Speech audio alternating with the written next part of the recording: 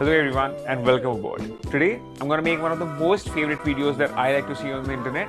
That's what's inside my camera bag 2024 edition. So let's get started. So let's start with the camera bag itself.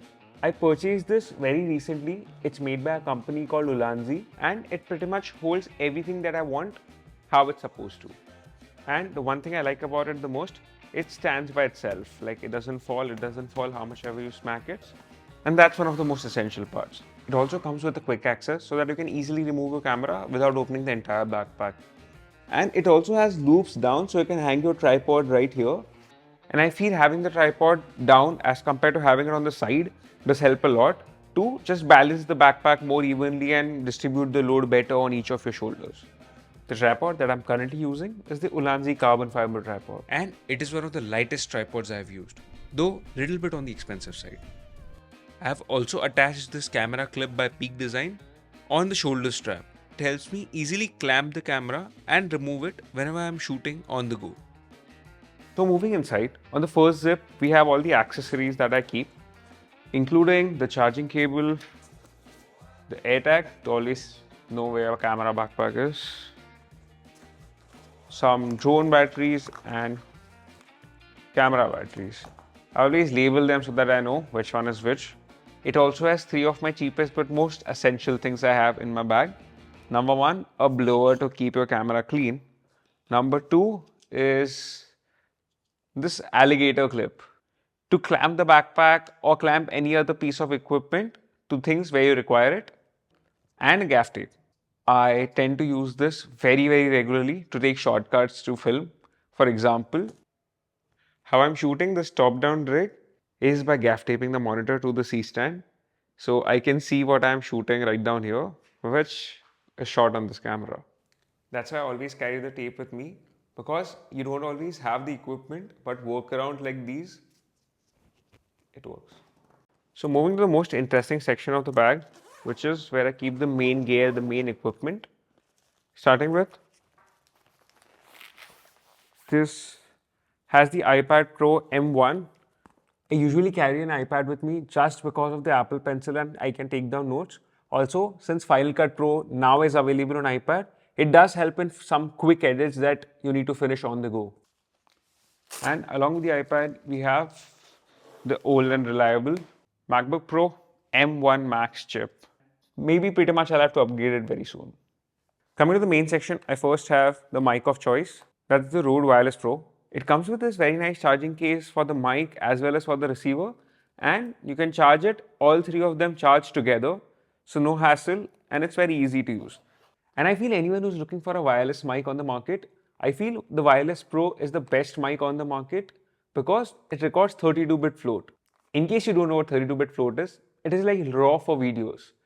Even how much ever you scream at the mic, it always retains the maximum amount of depth so that you can recover it in post. On the second compartment, I like to keep my travel lights, especially the Zhiyun 40 watt. This comes in very handy whenever I'm traveling because it is a 40 watt wireless light with a color temperature adjustment. So whenever I find myself in a situation when I'm traveling which has bad lighting or at night, this also replaces my key light because this is the most powerful light that I carry whenever I'm traveling. And this is accompanied by this Ulanzi light. This is a magnetic light that sticks to any metal surface. And the coolest part about this is it's RGB. So whenever you require some little bit of RGB flare in the videos, this light pretty much does it in a glimpse. And next we have the drone of choice. This was launched around 4 years ago. This is the DJI Mavic Air 2. I bought this from OLX from a guy who rarely used this and I bought this for around 75,000 rupees at that time. And I also got some extra cool looking propellers along with it. And it's been very reliable for me till now. I've shot numerous videos for tourism boards and all of the other people using this drone. And the only complaint I have from it is it's pretty much getting a little outdated because it does not perform that well on low light. Apart from that, I have no complaints. It works as expected. I might change it in the future, but it's definitely here to stay at least for this year. Next, we have this pouch. This pouch contains all of my storage devices, from my memory cards to my SSD and to hard drives. And that's pretty much also the sequence of how my storage workflow works. Once the filming is done, I copy all my data from the SD card to the SSDs and I edit out of the SSDs because they're pretty fast, so I don't need to copy the data from my SSD to the laptop. Once the edit is done and everything's finished, I copy all the data from the SSD to the hard drive where it stays till eternity. Then we have the drone controller and the 360 camera. The 360 camera currently that I use is Insta360 X3, and all the tricky shots such as underneath the skateboard and from the window, all of them are captured by this tiny camera, the Insta360 X3. Next, I have the three lenses, 50mm, 90mm and 20mm G that's on the camera. The 90mm because of the focal length and it also has macro, so that does come in handy. Next is the Sony 50mm f1.8. This was the first lens that I purchased when I was freelancing. I got this from OLX for around 13,000 rupees as compared to 21,000 rupees, that's the MRP. And trust me, this is the cheapest full frame lens that Sony makes and it's worth every penny in case you're starting. It has that creamy, blurry background bokeh, which every one of us loves. And 50mm as focal length is pretty good, especially for food and product. So this lens has been the most value for money lens that I've ever seen Sony make. So that's the 50mm for you. And finally, we have the two cameras that I use. This is the Sony a7C II. This is the latest collection to my arsenal. I bought the a7C II pretty much very recently, but my primary camera has always been the ZV-E1. That's where this particular video has been filmed on and all the videos that you see on this channel. But I bought the C2 specially to replace the a7 III, which I had been using for almost 4 years. Had been hell of a camera, amazing camera, but it had shown its age. So the ZV-E1 is my primary camera, especially because it's a beast of a camera. It shoots 10-bit 4:2 and has the exact same sensor as the Sony a7S III and the FX3 with the updated autofocus chip. So it's an hell of a camera, but it lacks on one space. That's the photos. It does not have a mechanical shutter, so it has a lot of banding. That's why I bought the C2, because although it has the same exact compact size body as the ZV-E1 and exact same price tag, but it has the 33 megapixel sensor with a mechanical shutter as compared to a 12 megapixel sensor without any mechanical shutter on the ZV-E1, hence making it a beast of a camera for photography. Also, it does have pretty much amazing video features. It also has 10-bit 4:2, except the ZV-E1 can also shoot 4K 120 as compared to the 4K 60. So a little bit less of a slow motion on the C2, but both of them have pretty much same features, same exact body, different sensors, and both of them have their own strengths and weaknesses. By the way, I've been shooting and filming videos for more than 3 years for a living, and all the equipment that you see today has been collected for over the period of time.